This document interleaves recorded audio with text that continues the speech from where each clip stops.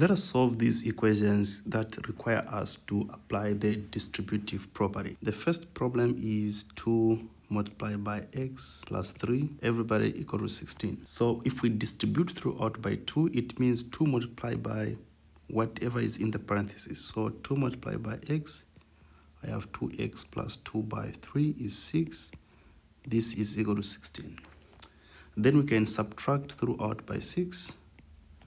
So we have 2x, 6 and 6 cancels.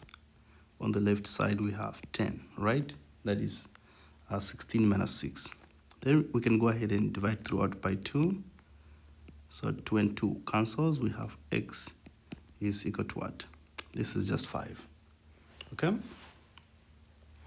Now, in the second problem, we have, let me just write what I have here, negative 5.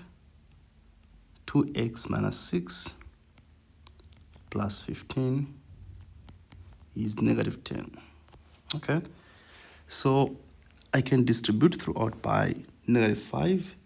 So 5 multiplied by 2 is 10. So I have negative 10x. Then negative 5 multiplied by negative 6, it's plus, right? Plus 30. Then plus 15. Remember, 15 is outside the parentheses, so it won't be affected by the multiplication. Everybody is equal to negative 10. Okay? Now I can add 30 and 15, which is 45. So this is just 10. X plus 45 is negative 10. Okay? Then I can add or subtract. I can subtract 45 both sides. So this is negative 10x is equal to negative 10 minus 45 is negative 55. Then I can divide throughout by negative 10. Negative 10, negative 10 on the left. Okay? So that and that goes. So therefore,